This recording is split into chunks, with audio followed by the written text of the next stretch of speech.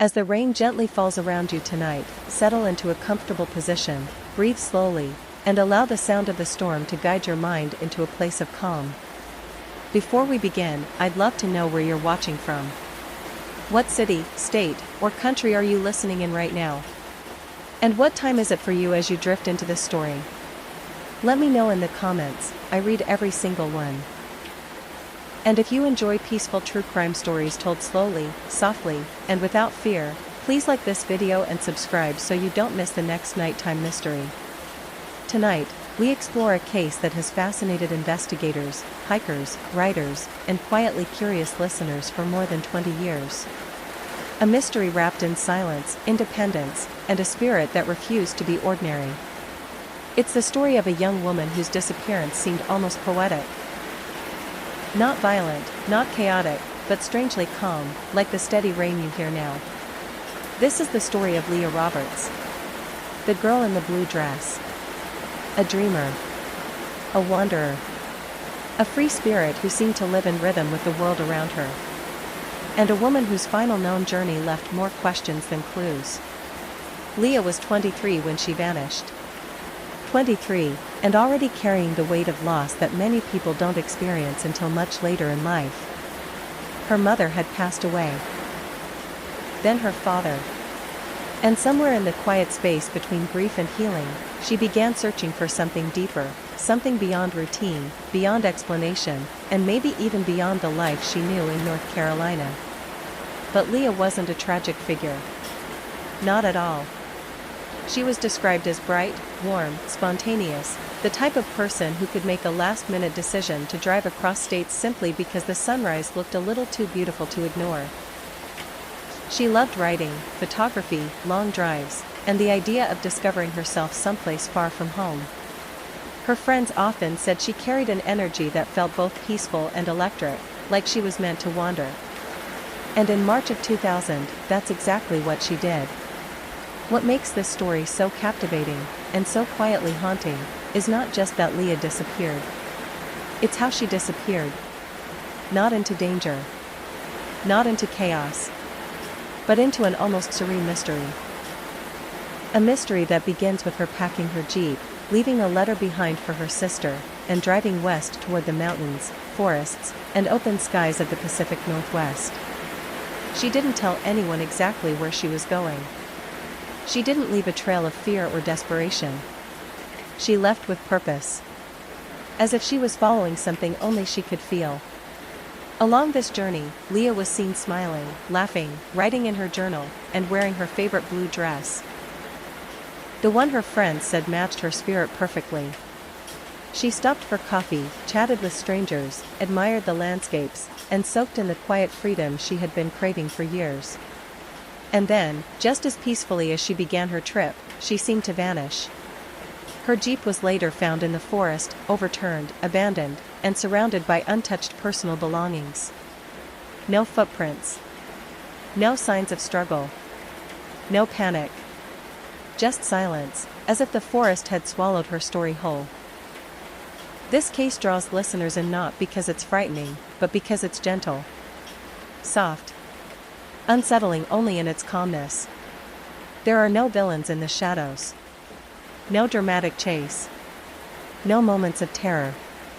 Only a young woman searching for meaning, and a path that led her somewhere we still don't fully understand. Some believe she wanted to begin a new life.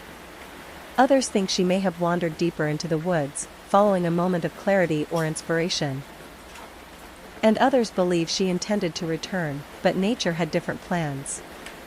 Whatever the truth is, Leah's story doesn't feel like a crime, it feels like a question. A beautiful, unfinished question whispered through the rain. Tonight, as you listen, let this story guide your thoughts slowly downward, not into fear, but into wonder. Into reflection. Into a calm space where mystery doesn't disturb you, it simply keeps you company. Just like the soft rainfall outside.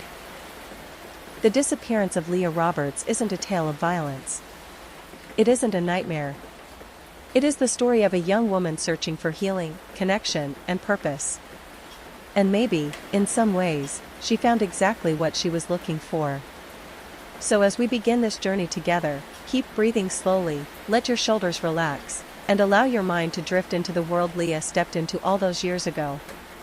A world of winding roads, tall forests, mountain air, and gentle quiet. A world where answers move softly, just like the rain. Leah's journey truly began the moment she turned the ignition of her white Jeep Cherokee and pulled out of her driveway in Durham, North Carolina. It was early March, and while spring was arriving slowly, there was still a hint of winter in the air. Her friends would later say they weren't surprised she made such an impulsive decision. She had always been the type to follow her intuition. The kind of intuition that wasn't loud or dramatic, but soft, steady, and deeply personal. The kind that grows quietly inside someone who has weathered loss and is ready to rediscover themselves. As she drove west, Leah seemed to embrace each moment of freedom. Gas station receipts, small purchases, and brief sightings placed her journey across Tennessee, Arkansas, Texas, and finally toward the vast landscapes of the Pacific Northwest. These details, while small, paint a peaceful picture. She wasn't running. She wasn't hiding. She was simply living, in a way she hadn't allowed herself to live for a long time. One of her stops was in Oregon, where she chatted with a coffee shop employee about traveling, writing, and her admiration for the natural world. She had a lightness about her, the same lightness people remembered from years before grief settled into her life like an unwanted guest. But here, far from home, she seemed to be releasing all of it. She wore a simple blue dress on some of these days, a dress that later became symbolic of her spirit, gentle, hopeful, quietly vibrant. Leah eventually crossed into Washington state, drawn by its mountains, its forests, and its sense of wild freedom. Her favorite author, Jack Kerouac, had spent time in the Pacific Northwest, and she admired the way he described solitude, nature, and the search for meaning. In many ways, her journey mirrored his writings. An internal exploration as much as a physical one.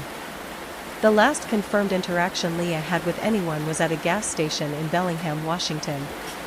She purchased fuel, snacks, and a small amount of food.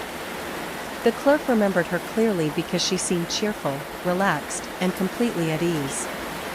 Nothing about her behavior suggested distress or fear. She was comfortable, present, and, as always, moving at her own rhythm. Not long after this, Leah's Jeep was discovered near a logging road in the Mount Baker Snoqualmie National Forest. The scene was puzzling, but not frightening. Her Jeep lay at the base of an embankment, tilted on its side, as if it had rolled gently rather than violently. There were no broken windows, no signs of a chaotic crash, and no blood. It looked almost staged in its stillness, like someone had placed it there with intention. Inside the Jeep, investigators found her backpack, sleeping bag, clothing, and even her beloved cat's belongings. Her money was still there. Her journal was still there. Almost everything she had brought with her remained untouched. It didn't look like a robbery, or an attempt to flee from danger. It looked like someone who had stepped out, and simply hadn't returned. What deepened the mystery was the condition of the vehicle. A blanket had been placed over the windows, as though Leah had slept inside the Jeep at some point. There were no footprints around the vehicle, not hers, not anyone else's. The forest floor, soft with pine needles and damp earth, would normally record the slightest movement. But here, it offered silence. Authorities considered several possibilities. Perhaps Leah had wandered into the forest, seeking solitude or inspiration. Perhaps she had encountered someone along her travels who she trusted and chose to follow. Perhaps she had left intentionally, planning to return later. None of these theories felt dangerous, only uncertain, delicate, and open-ended. The forest itself offered little clarity. Tall trees stood quiet and unmoving. The air carried the gentle scent of moss and old wood. The rain in that part of Washington often falls in a misting curtain, soft enough that a person can disappear behind it in seconds without leaving much of a trace. It's a peaceful place, almost spiritual, and people who visit often describe a sensation of calm washing over them. For someone like Leah, someone searching for meaning, this environment might have felt comforting. Her sister, Kara, later flew to Washington to join the search. She described the area as serene, beautiful, and strangely comforting. She felt that Leah had come to a place that aligned with her inner world, a place of reflection, healing, and possibility. That made the unanswered questions even more emotional, but not terrifying. Just unresolved. Witness sightings trickled in over the months that followed. A few people claimed they had seen a young woman resembling Leah in different parts of the state. Some described her as quiet and content. Others said she seemed contemplative, as if she was thinking deeply about her life. None of these sightings were confirmed, yet they added to the gentle uncertainty surrounding her disappearance. Unlike many missing person stories, Leah's case does not carry an atmosphere of fear or violence. It's a story of a young woman stepping into the world with a hopeful heart, following her instincts, and searching for peace after years of emotional pain. Her path simply drifted beyond what we can clearly trace. Tonight, as you listen with the rain softly falling in the background, imagine Leah walking along a forest trail, the mist touching her skin, the air cool and quiet. Imagine her finding a moment of clarity among the tall evergreens. Imagine her feeling light again, even if only for a few hours. Her journey, while incomplete, holds something delicate, a reminder that some stories are not meant to end sharply, but softly. Like a breath. Like a memory. Like the gentle rainfall that accompanies you now. As investigators examined the site where Leah's Jeep was found, they were struck by how calm everything seemed. There was no sign of panic or struggle, no evidence of someone leaving in a hurry, and nothing that pointed clearly toward danger. Instead, the scene felt like a pause, as if Leah had taken a break from her journey, stepped outside for a moment, and simply continued walking. The quietness of the forest offered no answers, only a serene sense of stillness. The Jeep itself raised questions. Mechanical experts later studied the damage and found something unusual. It looked like the accelerator had been pressed intentionally as the vehicle went over the embankment. This suggested that the Jeep hadn't rolled by accident. But even this detail didn't lead investigators toward violence. It could have been an act of frustration, an attempt to hide the vehicle, or something symbolic, a gesture of letting go. For Leah, whose life had been shaped by loss and introspection, such actions might have held deeper personal meaning. Inside the Jeep, her belongings were arranged in soft disarray, but not in chaos. Some clothes were neatly folded, others gently placed. Her journal lay open to pages filled with reflections about life, grief, and the search for clarity. One entry described her desire to find a place that feels like the beginning of something new. Another mentioned her connection to nature, and how it made her feel grounded. Nothing in her words indicated fear. Instead, they carried a sense of release. The forest where her Jeep rested was quiet, but not empty. It was alive with the sound of distant streams, rustling leaves, and the whisper of wind moving through tall cedars. It's the kind of place where time feels slower, where thoughts untangle, and where someone searching for peace might feel they could finally breathe again. Many people who later visited the site described an unusual feeling of calm, almost as if the area held a gentle kind of energy. Search teams combed through miles of trails, ravines, and wooded slopes. They brought trained dogs, thermal equipment, and dozens of volunteers. But nothing pointed toward Leah. No footprints, no clothing, no personal items. It was as if the forest had welcomed her in, and gently closed behind her. Not violently, not suddenly, but softly, quietly, like the way morning fog lifts from the ground. Some investigators believed Leah may have encountered someone who offered companionship or conversation.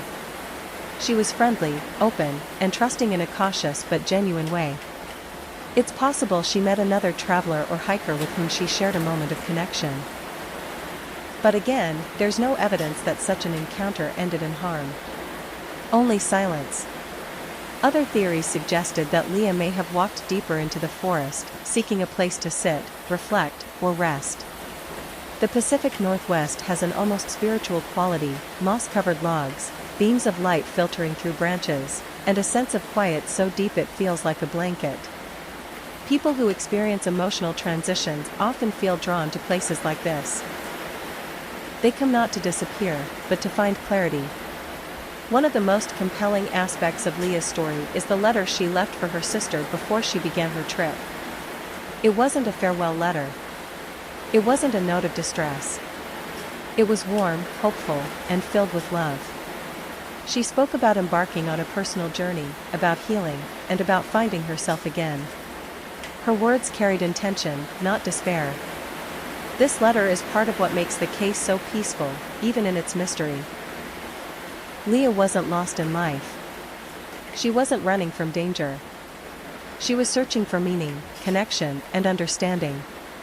Her disappearance, instead of feeling sharp or frightening, feels like an unfinished chapter.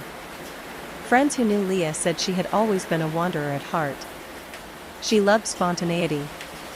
She loved taking long drives with no destination in mind. She would follow back roads, explore small towns, admire landscapes, and listen to the rhythms of nature. Her sister once described her as having an old soul, with a restless kind of peace.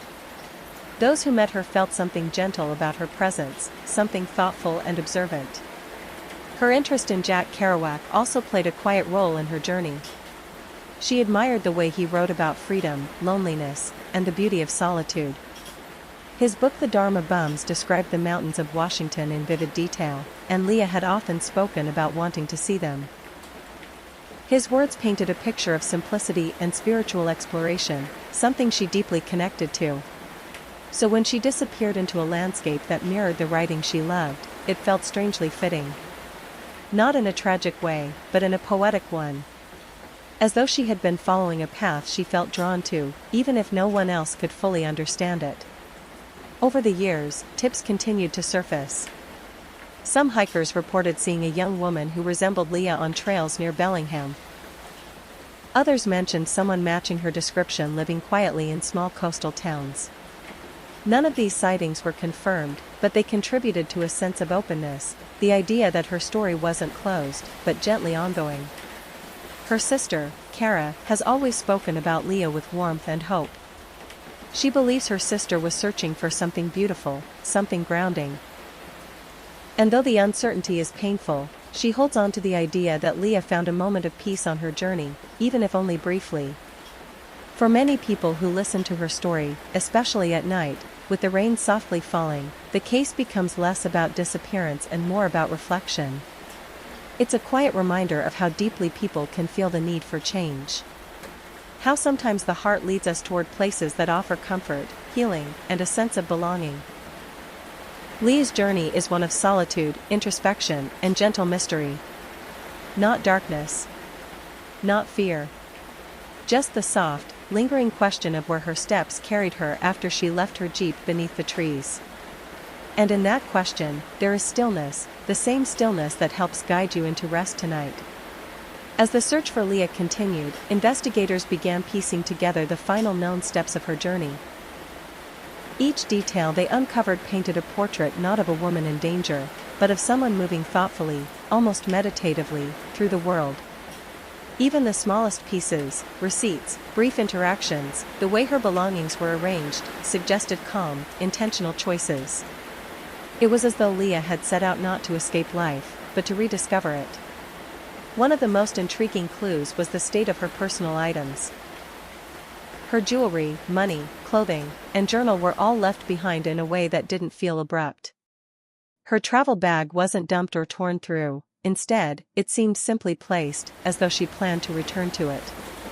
Her sleeping bag was partially unfurled, suggesting she may have rested inside the jeep at some point, using the thick forest silence as her shelter. Even the position of her shoes hinted at peacefulness, they were neatly set aside, not tossed or scattered. Search teams noted that the forest around the jeep had a calming, almost meditative atmosphere. The trees rose high and straight, forming a soft canopy that filtered sunlight into gentle beams. The air carried the scent of pine and damp moss, a smell that feels grounding and timeless. If someone were seeking clarity, healing, or simply a quiet moment with their thoughts, it would be easy to imagine them stepping deeper into that landscape, trusting the stillness around them. Perhaps one of the most quietly haunting details of the case involved the blanket found covering the jeep's windows. It wasn't thrown, it was placed. Some believed this suggested Leah had used the jeep as a space of solitude, shielding herself from light while she rested or wrote. Others thought it might have been her way of separating the outside world from her inner journey, a small boundary of privacy between herself and everything she was leaving behind. Investigators searched the surrounding miles carefully, but as time passed with no new evidence, the nature of the mystery shifted.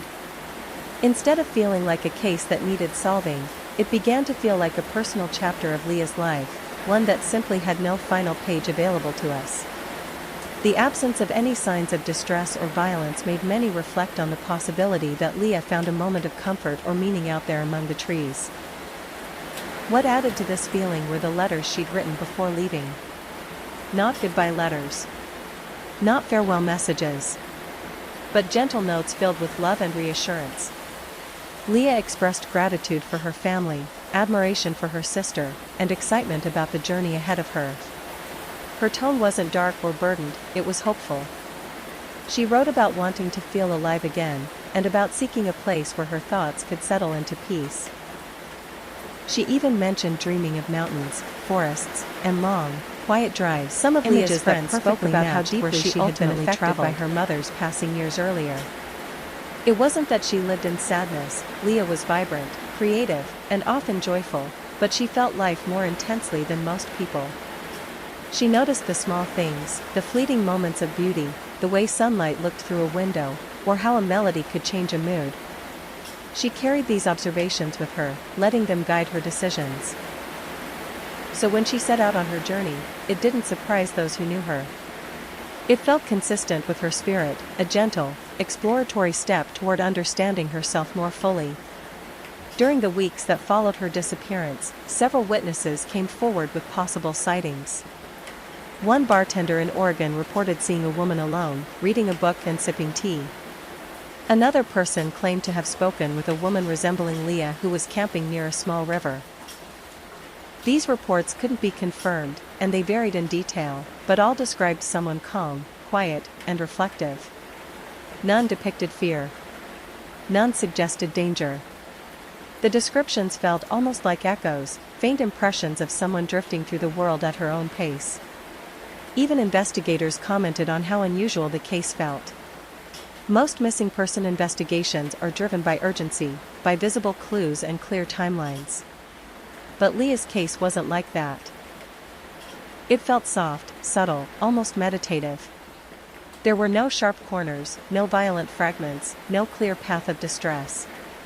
It was simply a journey that extended beyond what others could follow. Her sister, Kara, became the emotional centerpiece of the search. Kara described Leah not as broken, but as searching. Not lost, but curious. She believed Leah had been carrying a mixture of grief and renewal, a blend that often leads people toward quiet places where they can breathe more deeply. Kara walked the forests herself, touching the trees, listening to the wind, trying to understand what Leah might have felt in those final confirmed moments. She said the landscape felt strangely peaceful, as though the world itself was holding its breath. Over time, the forest changed with the seasons. Snow melted, streams widened, wildflowers bloomed, and the air grew warm again. With each shift, the traces of human presence faded even more. But in a way, this felt fitting. Leah had always been drawn to natural cycles, the way nature restores itself softly, without insisting on answers. Many people who hear her story are struck not by fear, but by reflection. Leah's disappearance invites listeners to think about the quiet corners of their own lives, the places they seek clarity, the moments they long for peace, the ways they navigate grief and change. Her story resonates because it feels familiar in a gentle way. It speaks to the human search for meaning, for healing, for a place where the world feels calm again. As you listen now, with the rain drifting across your thoughts, Leah's journey becomes almost like a dream, a slow, drifting walk through a quiet forest, where each step is soft, each breath is steady, and each moment feels suspended in time. Her story doesn't rush. It doesn't demand answers.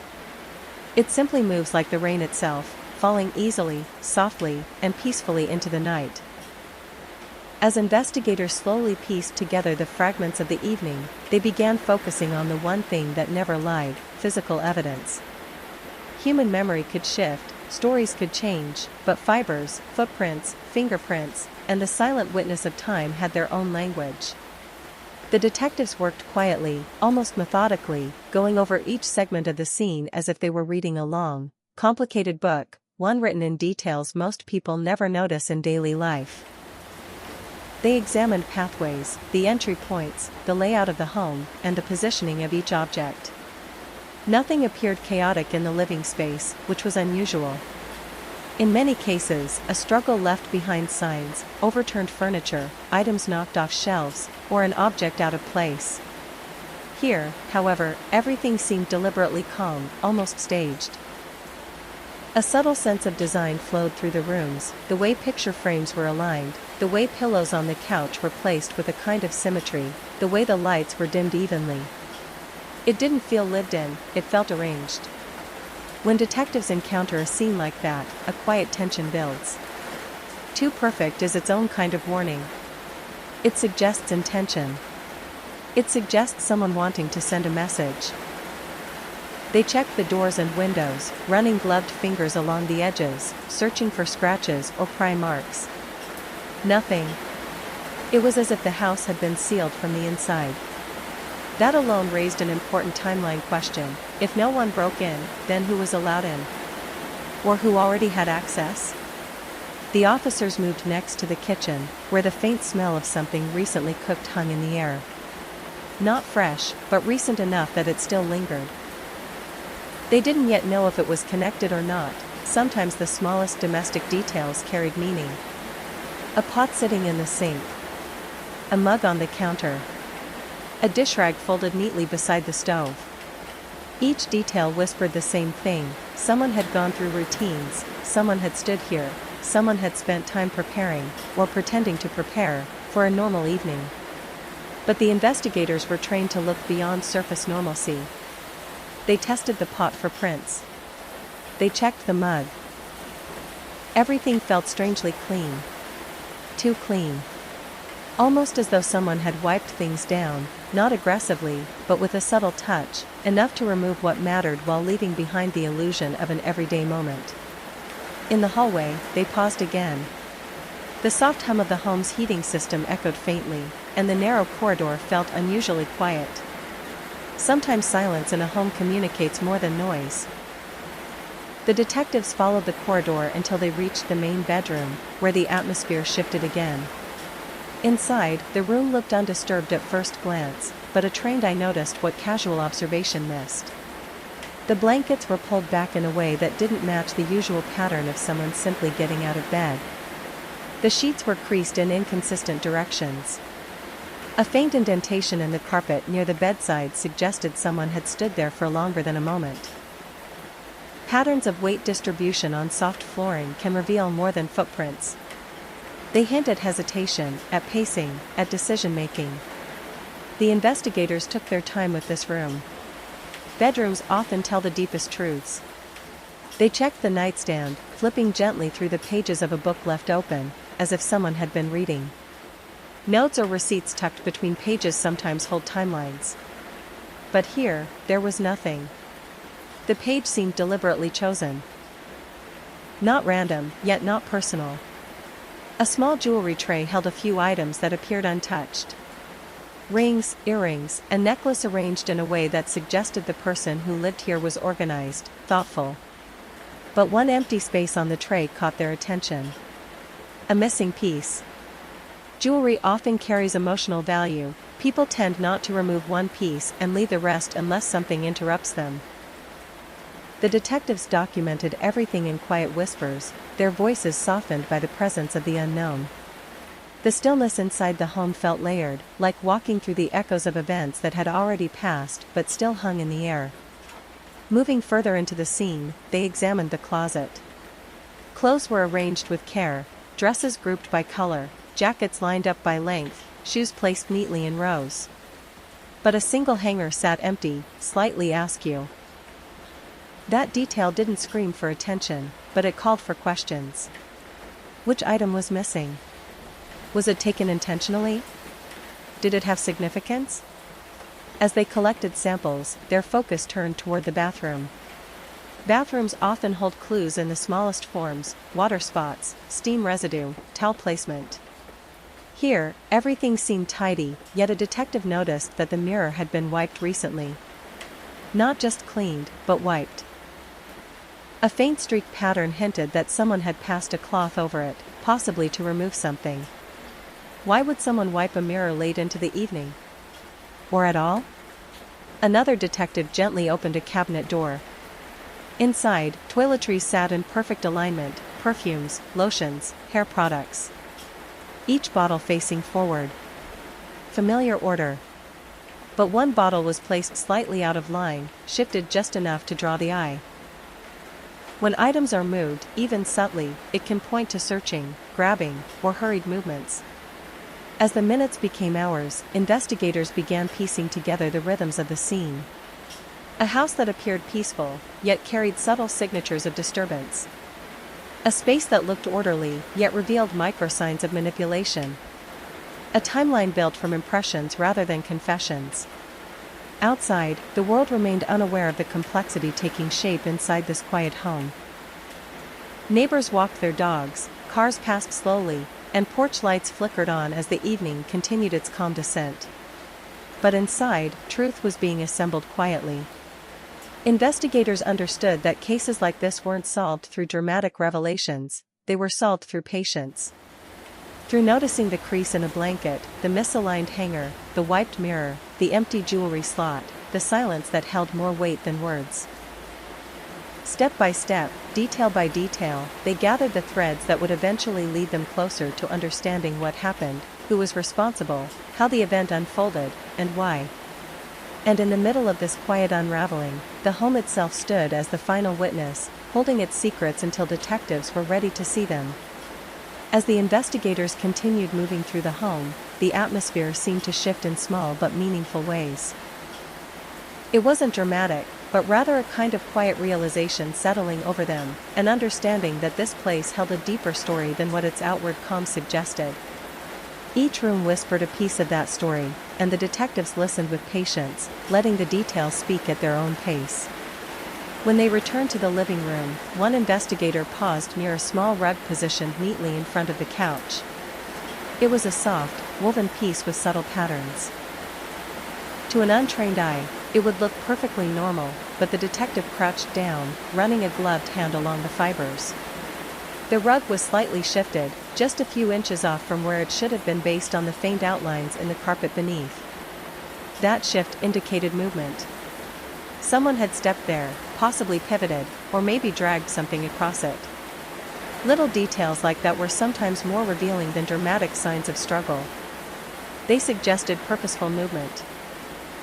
Someone had been walking through the space with intention, not confusion. Nearby on the coffee table sat a stack of magazines. They were arranged evenly, their corners aligned. But the top magazine had a tiny bend on its cover, as if someone had picked it up briefly and put it down hurriedly. These were all small things, but in investigations like this, small things were often the anchors. They grounded the timeline, pointed to actions, and helped the detectives build a narrative that no witness or suspect could easily bend. One of the investigators opened the front closet next, sliding the door open with a soft click.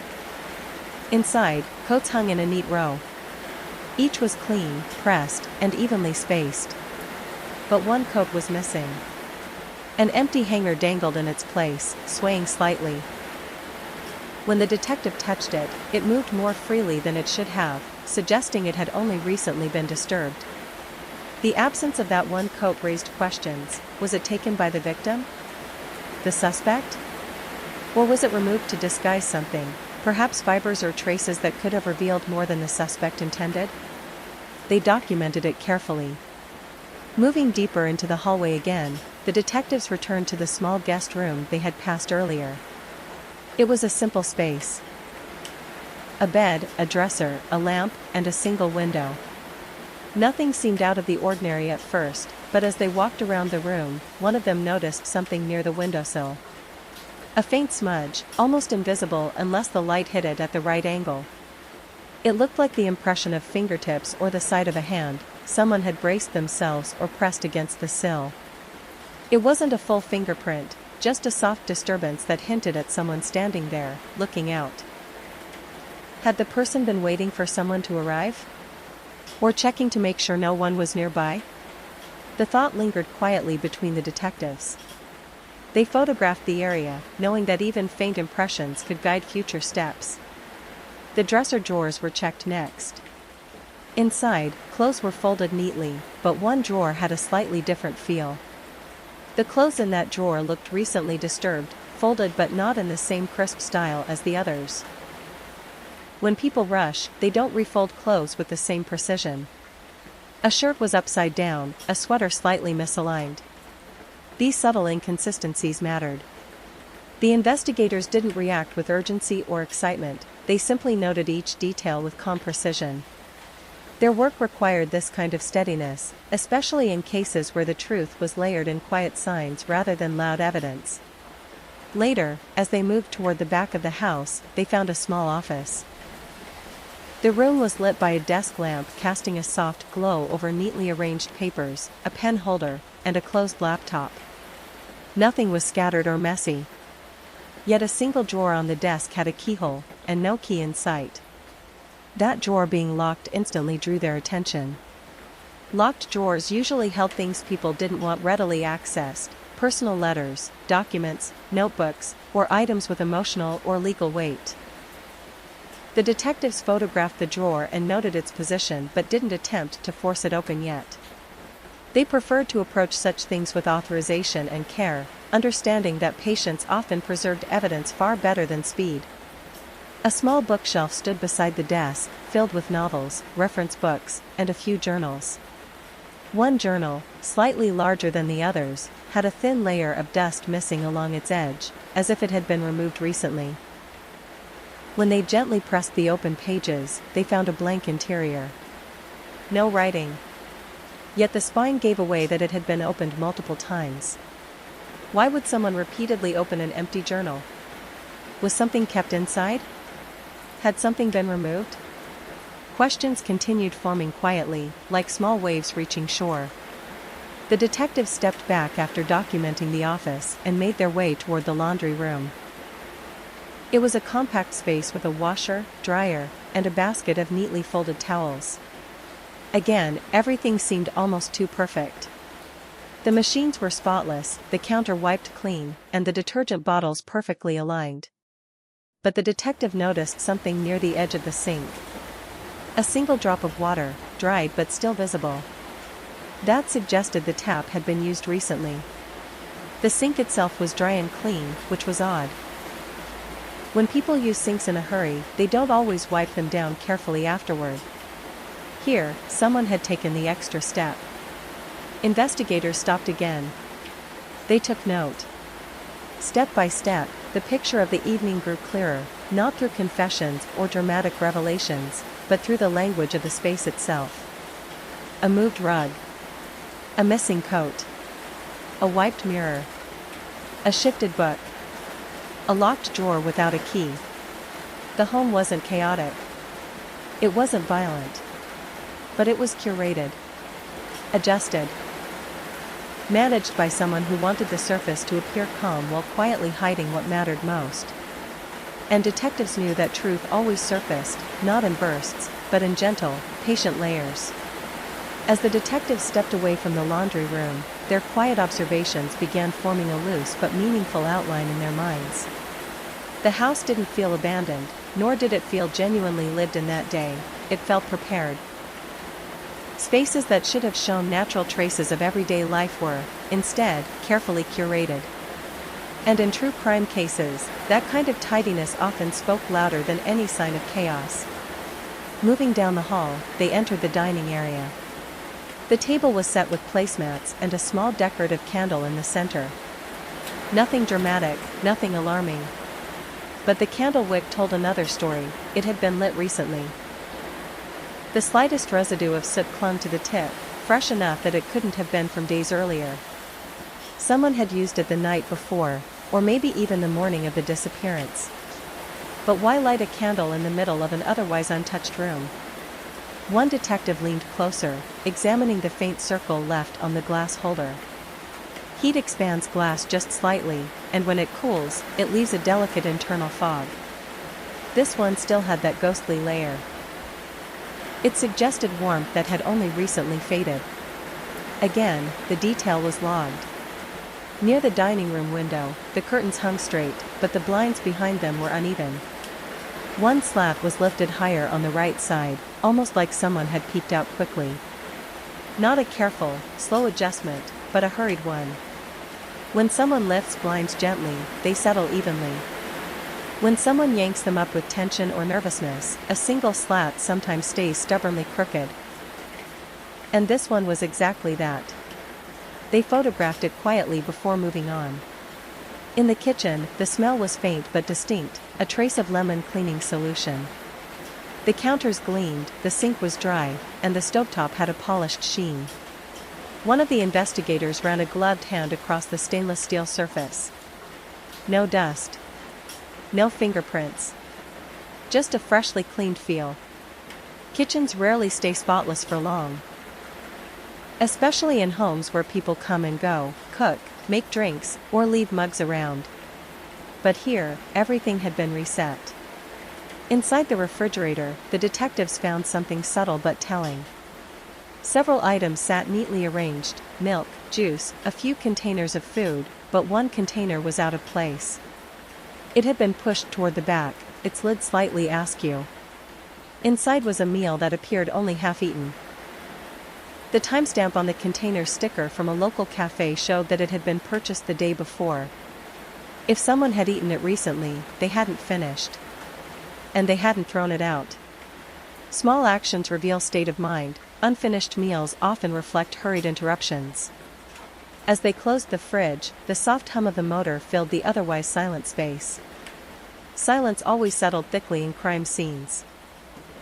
Not because the place was empty, but because the absence of normal daily noise, the hum of conversation, the shuffle of movement, created a vacuum. Everything felt too still. The detectives then turned their attention to a small bulletin board on the wall. A few notes were pinned there. Most were unimportant: a grocery list, a reminder for a dentist appointment. But one note stood out.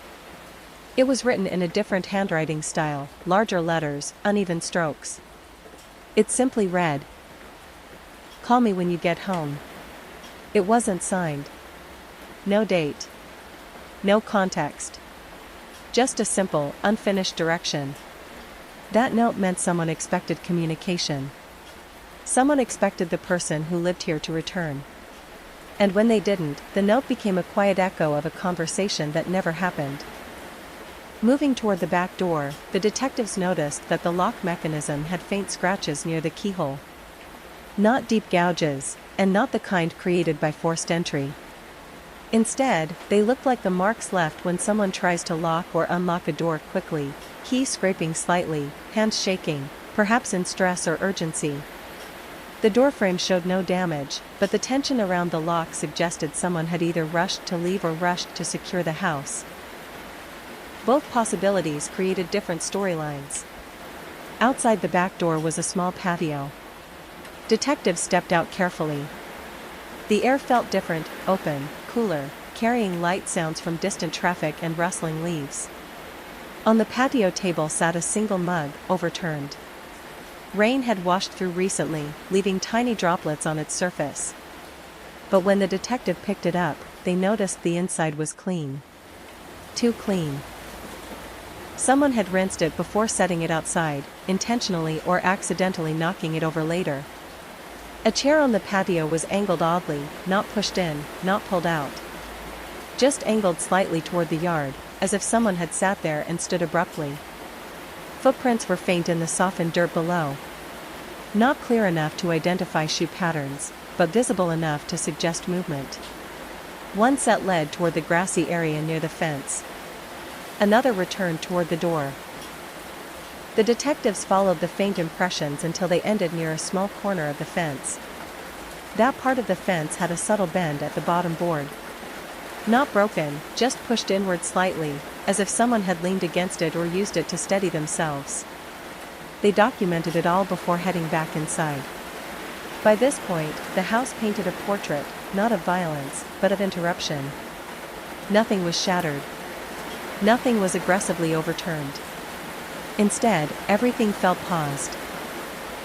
Frozen in the middle of life, continuing as normal, until it didn't. Detectives often said that homes remember things people cannot.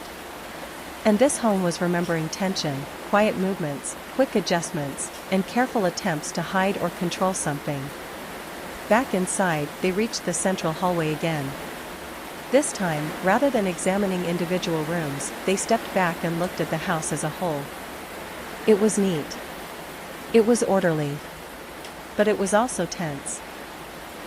A place prepared to appear untouched while silently revealing traces of hurried activity. And these subtle contradictions often led to answers.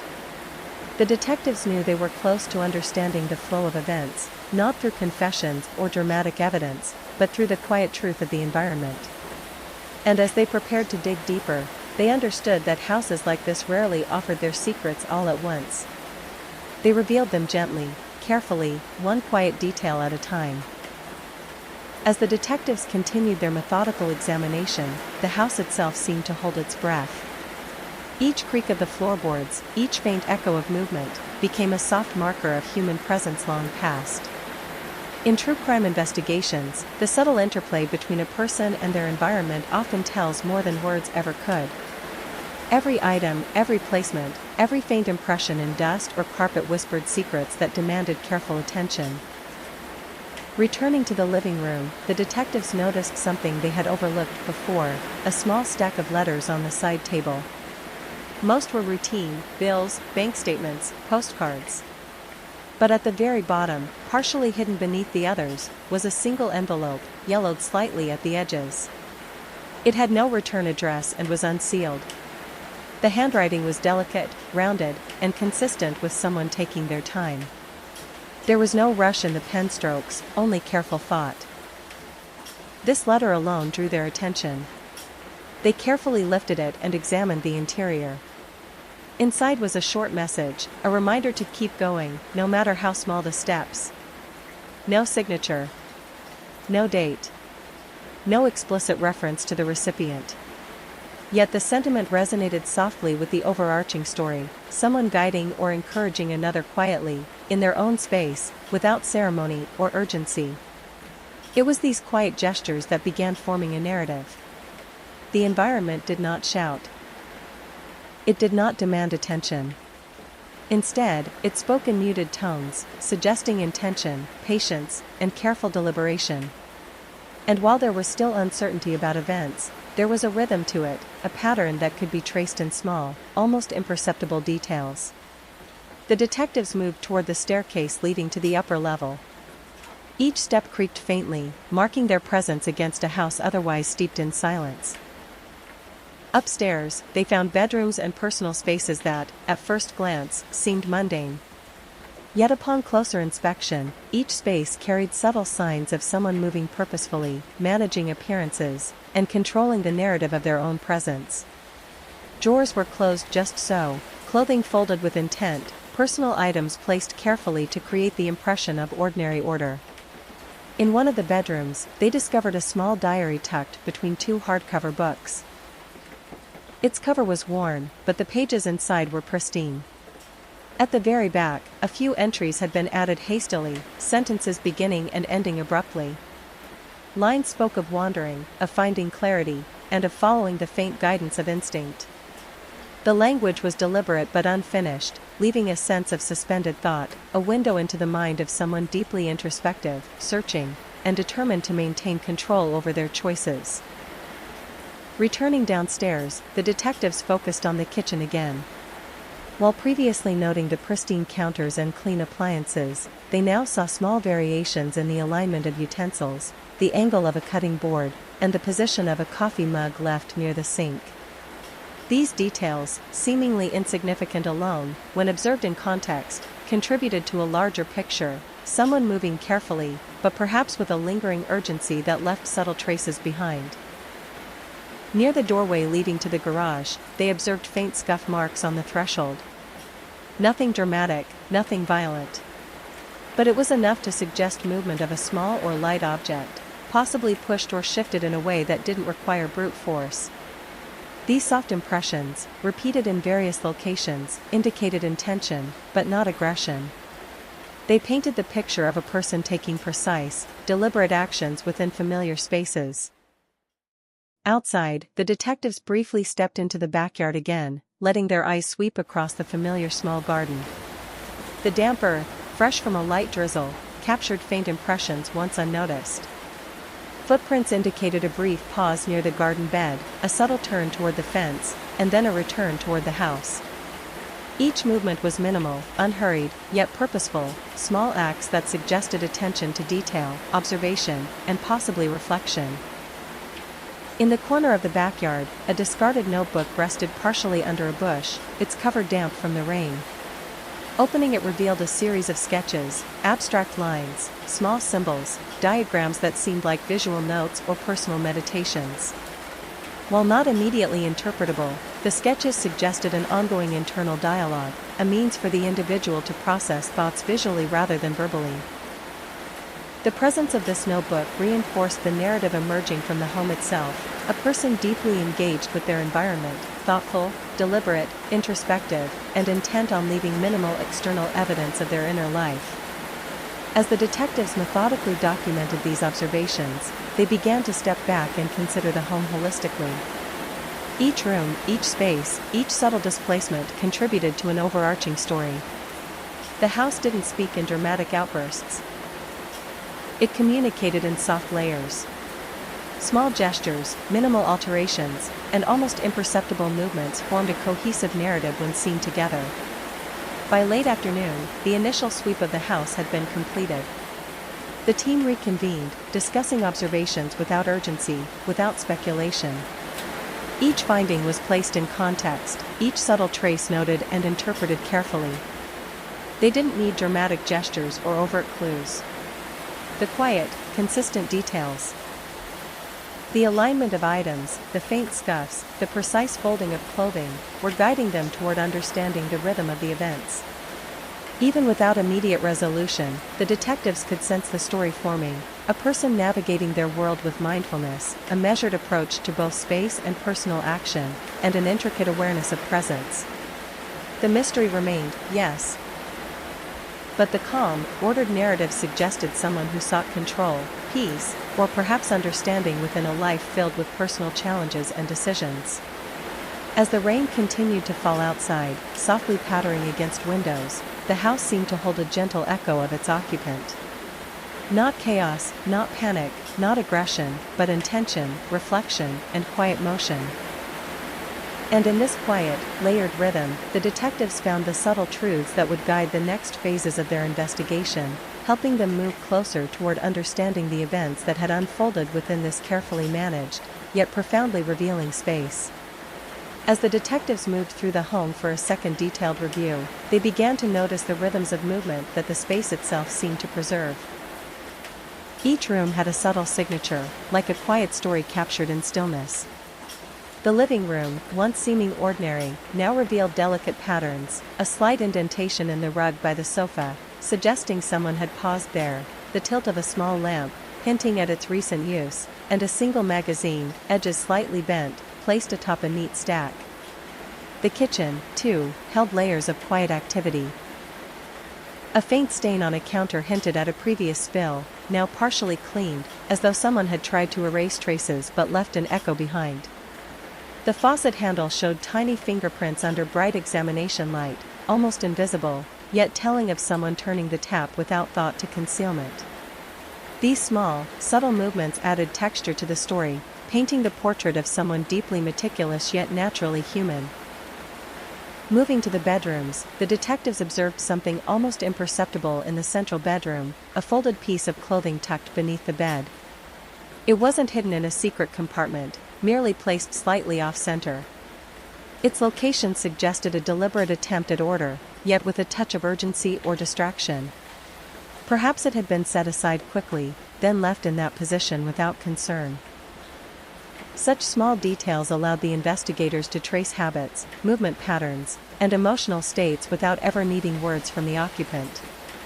The study in the corner of the home offered another layer of insight. The desk was pristine, save for a single piece of scrap paper with scribbled notes. The handwriting was uneven, slightly rushed, suggesting fleeting thoughts or a sudden need to record them. Some phrases were abstract symbols, shorthand, or reflections that only made sense to the person who had written them. Even these tiny imprints offered detectives a glimpse into the occupant's mindset, introspective, careful, yet occasionally interrupted by moments of urgency. At the back door, the detectives paused. Outside, the rain had stopped briefly, leaving the earth soft and impressionable. They noticed subtle traces of footprints leading from the patio into the garden, then tapering off toward a gate at the far edge.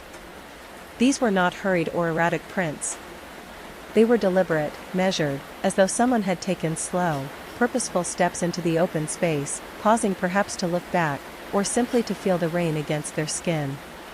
The garden itself revealed its own quiet testimony. Leaves displaced as though brushed by hands, a small branch slightly bent, and the soft impression of someone kneeling briefly, all hints that someone had interacted with this space in a personal, almost meditative way. Nothing violent. Nothing forced. Just interaction. Presence. Movement. Small acts of connection with the immediate surroundings, and unspoken communication with the environment itself. Returning inside, the detectives focused on the small bathroom near the bedrooms. The mirror had faint streaks, wiped clean yet imperfectly. A toothbrush was placed carefully in its holder, and towels were folded in exact symmetry. But in the bathtub, they noticed a subtle displacement of bath salts in a corner container. The disturbed granules suggested someone had recently used the bath, a calming ritual, a reflective pause, or perhaps simply preparation for the day. Each minor detail added weight to the idea that the individual was intentionally managing their space, creating calm within it, and controlling the traces left behind. Upstairs, in the attic or storage areas, further quiet signals emerged. Boxes stacked evenly, labels carefully aligned, items slightly shifted as though previously accessed but returned with care. No hasty packing. No disorder. These details reinforced the overarching narrative. An individual moving deliberately, creating order while engaging in their own internal processes.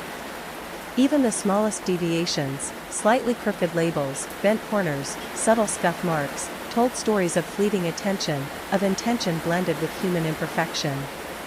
The detectives paused at a large window overlooking the backyard. The raindrops had returned, now dripping rhythmically from the roof onto the patio below. The scene carried a sense of timelessness, a quiet meditation.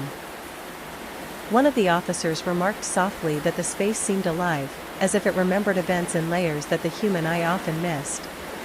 Each step, each movement, each slight alteration in an object was now a thread in a tapestry, a narrative of deliberate, careful action, quiet contemplation, and subtle human presence.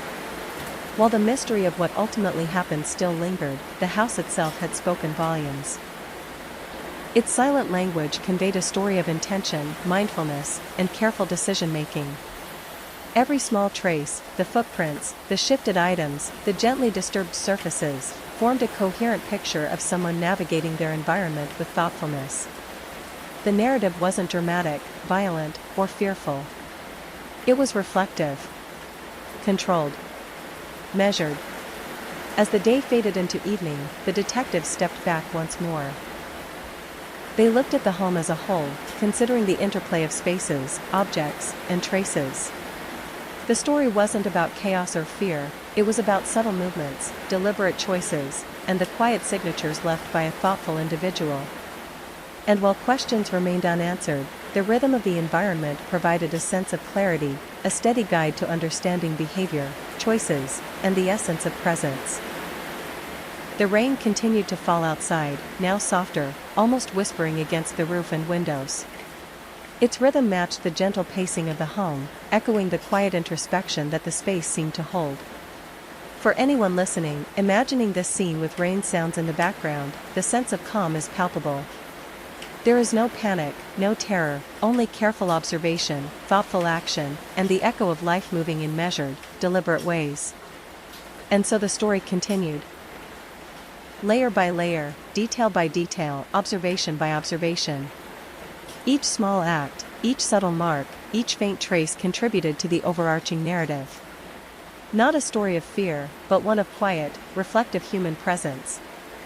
And as the rain continues to fall softly tonight, it carries with it the echo of intention, the rhythm of calm, and the gentle reminder that every life leaves traces, even in silence. As evening settled over the house, the detectives allowed themselves a moment to absorb the atmosphere.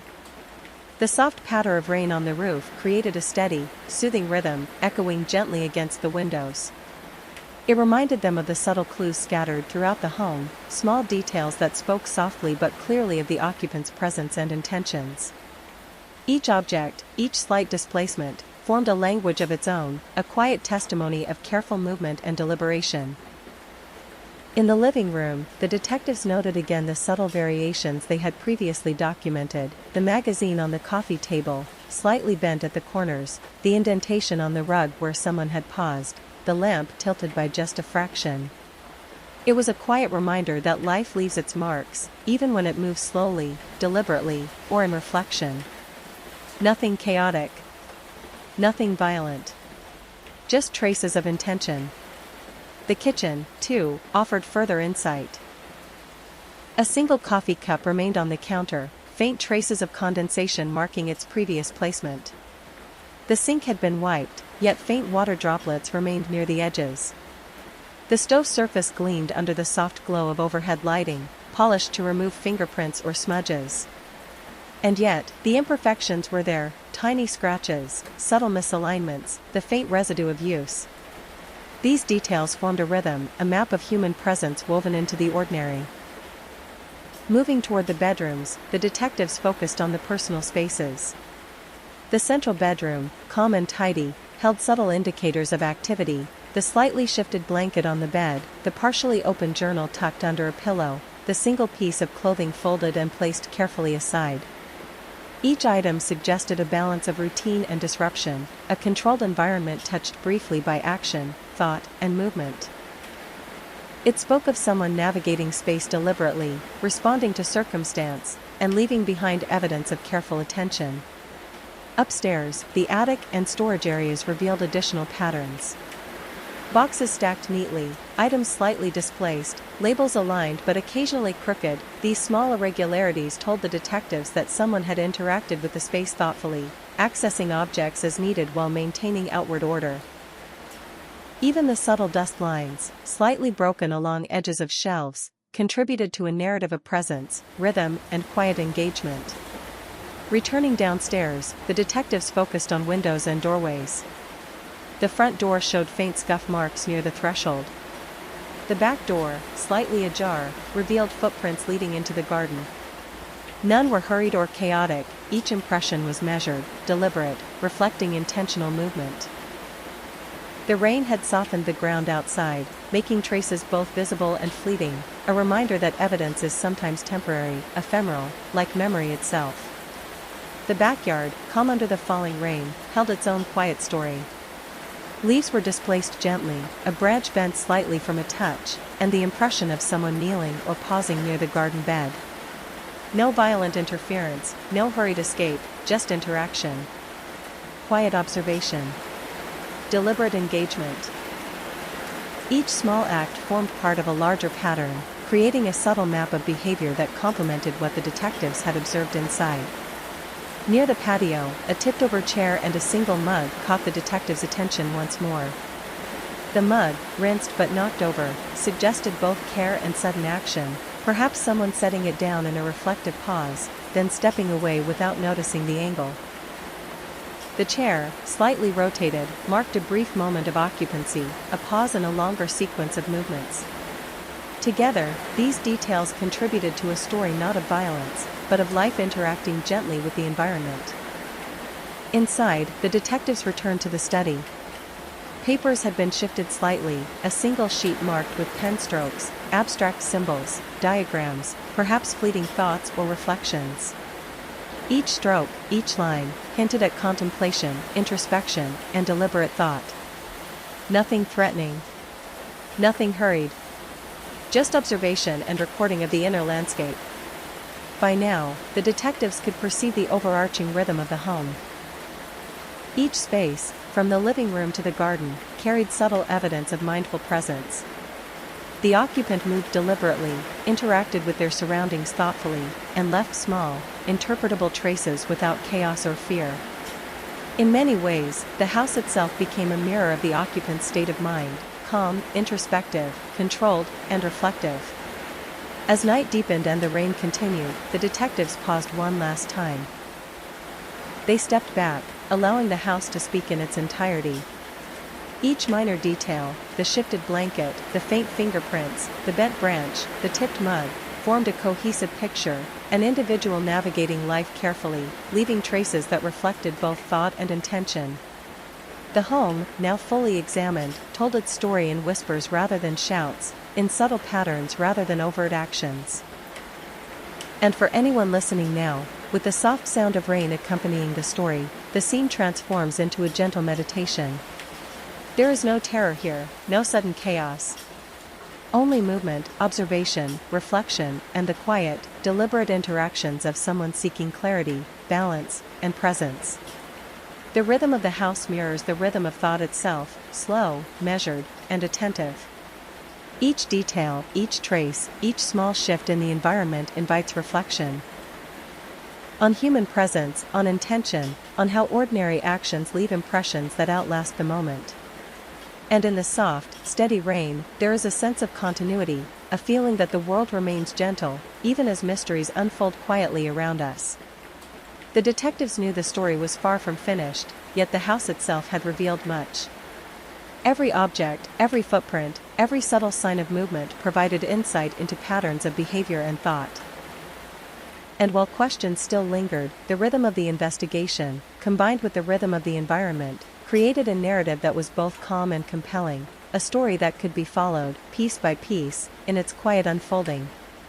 After completing their initial sweep, the detectives began reviewing their notes, photographs, and collected impressions. Each room, each object, each subtle trace told part of the story, yet many questions remained unanswered. How had Leah moved through the house? What small choices guided her actions? And who else, if anyone, had interacted with this space? The evidence was quiet but deliberate. No signs of forced entry suggested familiarity, someone either welcomed inside or trusted implicitly. Even the objects seemed curated, not random, not chaotic, but arranged with care. The detectives considered each placement, the coffee mug left near the sink, the bent magazine cover, the journal tucked under a pillow. Each acted like a soft marker in a larger, invisible timeline. Outside, the rain left traces that mirrored the internal story. Footprints in the softened earth, faint impressions of paused steps near the garden bed, subtle bending of branches, all indicated movement and intention rather than panic or struggle. The detectives noted these patterns, understanding that while they didn't reveal the full truth, they offered critical insight into behavior and routine. Back inside, they returned to the small office space. The papers, diagrams, and abstract sketches hinted at reflection, planning, and moments of contemplation. Even the empty journal, opened repeatedly, suggested mental processing, internal dialogue, and the desire to record thoughts carefully. The detectives interpreted these subtle signs as evidence of a mind seeking clarity amidst uncertainty. Nearby, a bulletin board with reminders, lists, and one solitary, unsigned note. "Call me when you get home," introduced the possibility of outside communication. Someone was expecting contact. This simple phrase, mundane to a casual observer, carried weight and context. It could point to relationships, obligations, or guidance unseen by investigators. The detectives moved on to examine storage areas and secondary rooms. Attic boxes stacked neatly but slightly disturbed suggested repeated access. Clothing folded with minute imperfections indicated deliberate but hurried interaction. Small irregularities, often ignored in everyday life, were essential to understanding the occupant's movements, intentions, and priorities. While no dramatic confrontation had occurred, the home itself revealed tension. Not violence, but careful management. subtle indications of urgency, slightly crooked items, fingerprints on surfaces otherwise cleaned, faint scuff marks near thresholds. Suggested someone moving purposefully through familiar spaces while paying attention to the traces left behind. As the team circled back to the backyard, they noticed patterns of repetition. Footsteps leading to and from the patio, impressions near garden beds, a tipped chair, and the overturned mug all created a rhythm. The sequence suggested habitual reflection, observation, or ritual rather than hurried escape. Rain softened these traces, yet careful examination revealed consistency in behavior, measured, deliberate, and controlled. In the final review of the interior, the detectives revisited each room slowly. They documented each minor imperfection and small disturbance. The living room rug, once thought perfectly aligned, bore faint impressions suggesting repeated pauses. In the bedroom, the folded clothing and journal entries provided insights into habits and thought patterns. In the kitchen, the subtle water residue and cup placement mirrored a human presence, attentive yet not frantic. As night deepened, the investigators pieced together the narrative from these quiet observations. There was no chaos, no overt violence, but the rhythm of human behavior was present in every detail. Footprints, scuff marks, slightly misaligned objects, and personal effects all combined to tell a story of presence, intention, and contemplation. Even with the information collected, uncertainty lingered. The house held the past in quiet layers. Each careful movement by Leah, or anyone else present, was preserved subtly, the choice of where to set a mug, the slight tilt of a lamp, the gentle bend of a branch outside. Each small act was a soft clue, revealing the flow of the evening and the interaction of human thought with the environment. By now, the detectives had established a rhythm to their understanding of the space. They could trace paths, anticipate movements, and hypothesize intentions. Each minor trace contributed to the broader picture, a portrait of careful action, deliberate placement, and reflective decision-making. Nothing dramatic, nothing sudden, just the quiet, persistent flow of human presence and its subtle impact on the world around it. These observations became the foundation for the next phase of the investigation. Even without dramatic breakthroughs, the meticulous documentation of these small details would guide the detectives in interviews, forensic analysis, and eventual case conclusions. In essence, the story was being built through soft impressions rather than loud evidence, teaching a critical lesson: sometimes truth whispers instead of shouts. Finally, as the rain continued to fall, the detectives allowed themselves a moment of pause. They reflected not on the mystery alone, but on the patterns, the patience, and the careful observation that had allowed them to understand so much without chaos. Every trace in the home, every subtle alteration of the environment, offered a window into thought, habit, and intention. As we leave Leah's story behind, it's important to pause and reflect on the quiet threads of her life that the house and the environment revealed. Each small detail, the slightly bent magazine, the carefully folded clothing, the faint footprints outside, the tipped mug on the patio, told a story of intention, thoughtfulness, and reflection.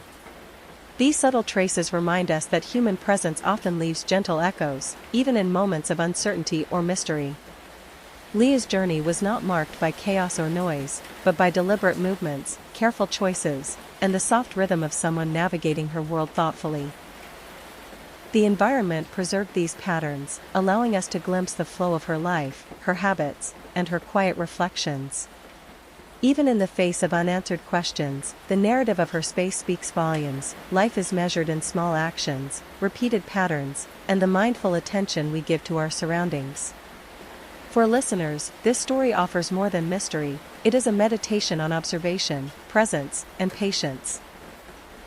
The calm, measured unfolding of events, paired with the soft patter of rain, invites you to slow down, notice the small details in your own life, and appreciate the gentle rhythms that carry us through each day. It is a reminder that not all stories need dramatic conclusions to teach us about thought, care, and intention. If you enjoyed this journey with Leah, we invite you to subscribe to the channel so you can join us for more true stories told with calm, immersive narration. Please like the video if it helped you relax, and share in the comments where you're listening from. Your thoughts and reflections help create a community of listeners who value mindful storytelling. Remember, as you drift toward rest, that each quiet action you take leaves a gentle mark in your own world, just as Leah's life and space have left subtle traces for us to consider. Let the rain, the calm narration, and the quiet reflections guide you into peaceful sleep, carrying with you the gentle rhythms of intention, mindfulness, and presence. Story 2. It was a quiet morning in Belen, New Mexico, the kind of day where the sun rises slowly over the desert horizon, casting long shadows across the small town streets. The air was crisp, carrying the faint scent of earth and sage, and the soft hum of distant traffic was barely noticeable. For many, it was just another ordinary day, but for Tara Calico, it would be the day that changed everything. Tara, 16 years old, was known for her independent spirit and quiet determination. She had a routine, simple, consistent, and unremarkable to anyone outside her family. She liked to ride her bike along the back roads, exploring the open fields and familiar paths of her neighborhood. It was a ritual that brought her peace, a moment of freedom before the responsibilities of school and family called her back. That morning, Tara mounted her bike as usual, a small backpack slung over her shoulder. The wheels turned smoothly on the asphalt, tires humming softly with each rotation. The sunlight caught the strands of her hair as she pedaled along the empty streets, unaware that her journey that day would mark the beginning of a mystery that still lingers decades later. As listeners, take a moment now and notice where you are, the gentle sounds around you, perhaps even the soft patter of rain accompanying this story. Imagine Tara's path, the open fields stretching endlessly, the wind brushing against her face, and the calm rhythm of her ride. If you enjoy this story, please subscribe and like the video so you can join us for more quiet, immersive true crime stories told with care. And let us know in the comments where you're listening from. It helps build a community of calm, curious minds. Tara's disappearance was sudden, almost imperceptible. One moment she was riding along the familiar roads, her presence blending with the quiet morning, and the next, she simply vanished from sight. Her family noticed her absence only when she failed to return home as expected, their worry growing with each passing hour. The calm of the morning shifted to unease, and soon, into a search that would span days, weeks, and eventually decades. The investigation began in earnest, but the details that followed were as elusive as the desert wind. Witnesses reported seeing a young girl matching Tara's description, though accounts were sparse and often contradictory. Roads were combed, back alleys and fields were scoured, yet no trace was found. And then, the photograph emerged, a Polaroid discovered months later, showing a girl resembling Tara, bound and gagged, sitting in the passenger seat of a van. The image sent ripples through the town, a chilling contrast to the quiet routine of her morning ride. Even now, decades later, the case remains unresolved. Tara's story is not just about disappearance, it is about the small town that watched, the family that waited, and the enduring mystery that lingers in the spaces she once moved through freely. It is a story told not through chaos, but through subtle traces, quiet observations, and the unanswered questions that remain etched in time. As we follow her story, we will move slowly through the details, her life, her last known movements, the investigation, and the leads that emerged. Each step will be gentle, paced for reflection, accompanied by the calming rhythm of rain and the quiet space of thought. This is not a story of shock or sudden terror, but a meditation on mystery, presence, and the echoes of life left behind. So let us begin, softly, carefully, tracing the path of Tara Calico's last ride, and allowing the calm unfolding of events to guide us through a story that remains unresolved, yet profoundly human in its quiet complexity. Tara Calico was 16, a quiet, independent girl with a love for the simple joys of life. She had a steady routine that many in her family and neighborhood took for granted. School in the morning, homework in the afternoon, a bicycle ride along familiar roads to clear her mind, these were the gentle rhythms that defined her days. Her friends often described her as thoughtful, reflective, and quietly determined, the kind of person who noticed small details and carried herself with calm confidence. Her home in Belen was modest but well kept, a place where family life moved at a steady pace. Parents, siblings, and neighbors alike knew her routines. On the morning of her disappearance, she had left her home carrying a small backpack. Nothing about that day seemed unusual to anyone around her. The air was crisp, the sky clear, and the town streets were unusually quiet, the sort of calm that makes small movements, like the soft whirring of bicycle tires, stand out in contrast. Tara loved her bike rides. They were moments of reflection, quiet time away from the demands of school and family. She would follow winding roads through open fields, the desert stretching far into the horizon, sometimes stopping to observe the small details of nature, a flower, a bird, or the distant sound of flowing water. To her, these rides were peaceful interludes, a rhythm that allowed her to move at her own pace, to think, and to breathe. On that morning, she followed a familiar route. Perhaps she paused to adjust her bag, to tie a shoelace, or to take in the early sunlight. These small, ordinary actions became the last known moments recorded before she disappeared. Nothing seemed out of the ordinary. No one noticed any unusual vehicles, no disturbances, no warning signs. She simply didn't return as expected. Her family quickly realized something was wrong. Hours passed, and their worry grew. Calls were made to friends, neighbors were asked if they had seen her, and local authorities were contacted. The calm morning turned to concern, and then to urgent action. Searches began quietly but methodically, following her known routes and expanding outward into fields, roads, and alleys. Neighbors recalled seeing her that morning, pedaling along the familiar roads, her posture steady, her movements deliberate. Yet by afternoon, the presence she carried so naturally was gone. The small town of Belen, accustomed to the quiet predictability of daily life, now felt unsettled, its rhythm interrupted by an absence that was impossible to ignore. Even minor details mattered, the slight hum of the bicycle tires against the asphalt, the sound of her shoes brushing pedals, the faint rustle of her backpack as it swayed with each turn. These subtle moments, easily overlooked in ordinary life, became the framework through which investigators and family members would reconstruct her movements, piecing together the sequence of events that led to her disappearance. As we move deeper into Tara's story, keep the calm rhythm of her world in mind. Notice the quiet streets, the gentle rise of the sun, the soft sounds of the morning. These details set the stage for understanding the unfolding mystery, not through chaos or shock, but through the measured pace of life interrupted, the subtle signs left behind, and the lingering questions that continue to echo through time. As hours turned into a day, concern for Tara Calico grew. Her family and neighbors began retracing her familiar bike route, scanning the quiet roads and open fields she so often traveled. Each turn of the wheel she had taken, each small gesture of her morning routine, became a focal point in their search. The town's peaceful rhythm now carried an undercurrent of unease, a silent tension that hung over streets usually filled with calm and routine. The police were alerted quickly, and their investigation began methodically. Officers combed the areas Tara frequented, taking careful notes of roads, paths, and landmarks. They asked neighbors for any recollections, even the smallest observations, a bike tire track on a dirt path, a passing car at an unusual hour, or someone who might have seen a figure on the roads that morning.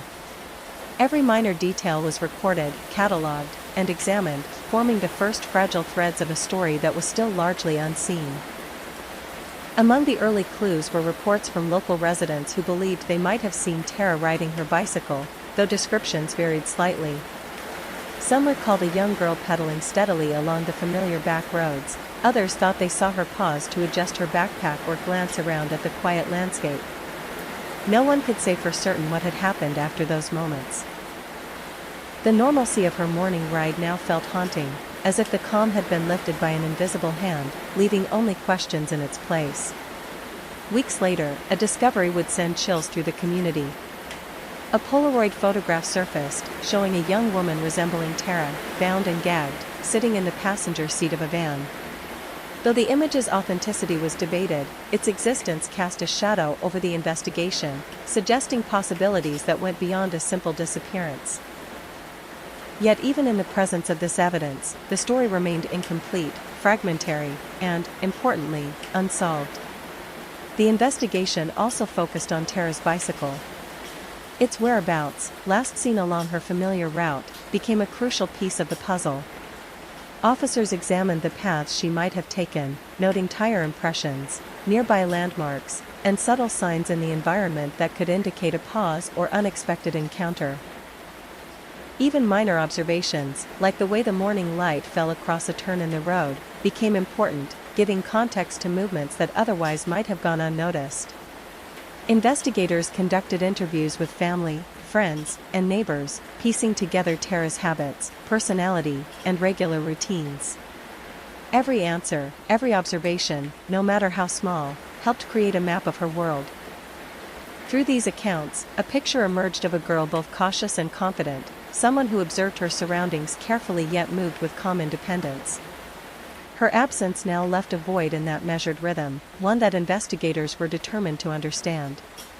As the days passed, authorities organized larger searches, extending to fields, rivers, and remote roads.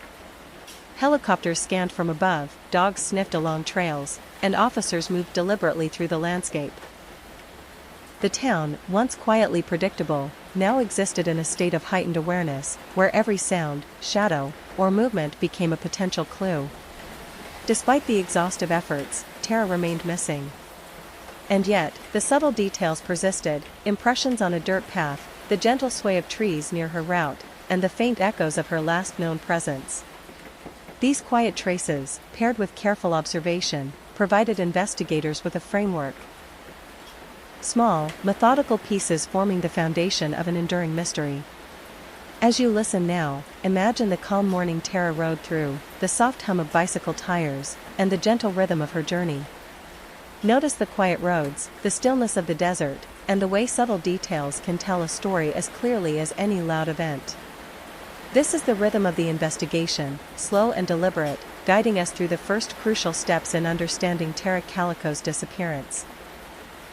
A mystery that continues to linger, softly, through time. As the investigation into Tara Calico's disappearance continued, various theories began to emerge. Some suggested she had been involved in an accident along her familiar bike route, perhaps falling or becoming lost in the vast stretches of New Mexico desert. Others considered the possibility of abduction, noting the unsettling Polaroid photograph that hinted at something far more sinister. Each theory, while troubling, was approached methodically, with investigators careful not to rush conclusions.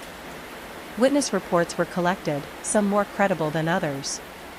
A few residents remembered seeing a young girl matching Tara's description near her usual paths, while others thought they glimpsed a suspicious vehicle on a quiet back road. Each account was scrutinized, cross-referenced, and weighed for accuracy. Even small inconsistencies were noted, helping to narrow the possibilities. Through these quiet details, the detectives began to form patterns, not dramatic or sudden, but subtle and steady, reflecting deliberate inquiry and patience. The Polaroid photograph remained central to several lines of investigation. Though its authenticity could not be confirmed immediately, the image suggested the possibility that Tara had been taken against her will. Investigators studied every aspect of the photograph: the setting, the van, the positioning of the person inside. Even minor elements, the type of seat, the lighting, the background details, were examined for clues.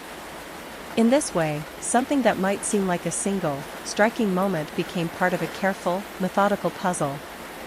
Family and friends offered insights that were equally important. Tara's habits, personality, and daily routines provided context for the investigation.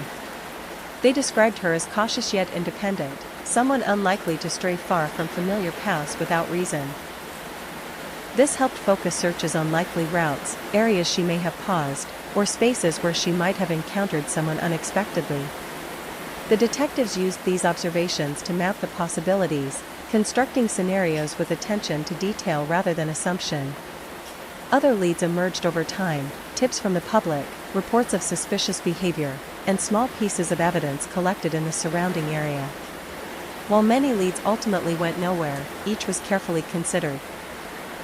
Investigators documented what they could, noting how environmental factors, timing, and subtle patterns might intersect with human behavior.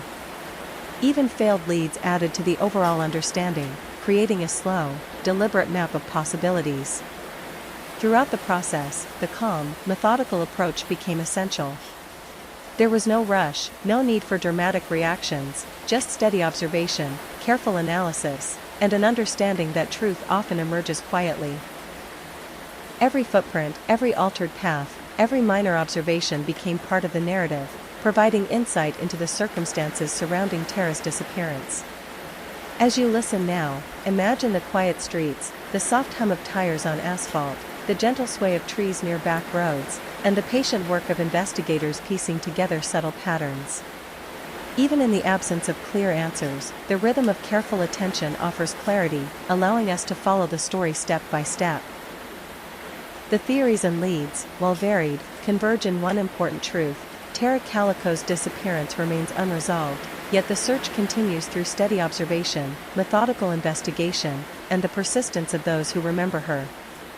This quiet, measured approach, much like the gentle rain outside or the soft hum of a bicycle, guides us deeper into the story, step by step, detail by detail.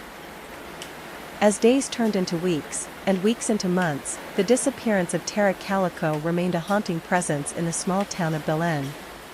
Authorities continued to follow up on every lead, re-examining evidence, interviewing witnesses, and retracing her familiar routes. Each detail, no matter how small, was carefully recorded. Footprints in soft dirt, tire marks along back roads, subtle impressions left behind. These quiet traces became part of a map, guiding investigators through the ongoing mystery. Public awareness of Tara's case grew steadily. Local newspapers reported on the disappearance, emphasizing the persistent search and the emerging details of the investigation. Community members organized volunteer searches, walking mile after mile along the roads she might have traveled, calling out her name, and scanning the open fields for anything unusual. Their efforts, calm and deliberate, reflected the town's commitment to finding answers while respecting the stillness of daily life. The infamous Polaroid photograph continued to attract attention. Though its authenticity could not be immediately verified, it fueled both concern and curiosity. The community pondered its implications quietly, discussing it in subdued tones. Investigators scrutinized every element, from the angle of the seat to the faint background details, using careful observation to generate leads rather than relying on speculation. Even small inconsistencies offered insight, helping to shape the search in subtle, methodical ways. Over time, national media began to highlight the case, bringing broader attention to the unresolved mystery. Missing persons boards, community newsletters, and law enforcement updates shared the details widely, ensuring that Tara's story remained alive in public consciousness. Tips arrived from distant locations, some fleeting and unverifiable, others offering minor clues that warranted careful follow-up. Each tip, whether significant or small, was considered within the quiet rhythm of the ongoing investigation. Family and friends became central to maintaining awareness. Their persistence was calm but unwavering, sharing photographs, recounting routines, and providing insight into Tara's habits and personality. These personal details helped guide search efforts and reinforced the investigative framework. By documenting her movements, routines, and character, they allowed authorities to narrow the possibilities, even when tangible evidence was scarce. Authorities also revisited areas already searched, sometimes employing new technology or methods to detect subtle traces missed in earlier sweeps. Drone surveys, ground-penetrating scans, and renewed interviews allowed investigators to approach familiar locations with fresh eyes.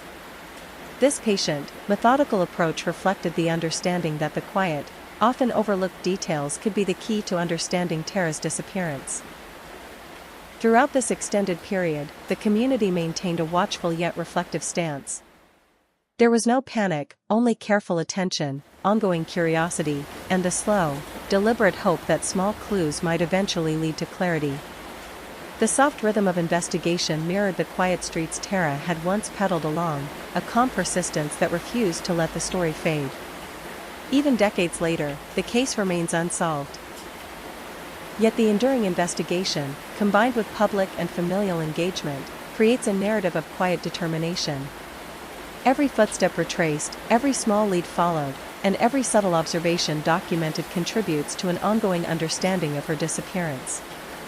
As you listen now, imagine the soft patter of rain falling over quiet streets, the gentle hum of bicycles along back roads, and the calm persistence of those who search patiently for answers.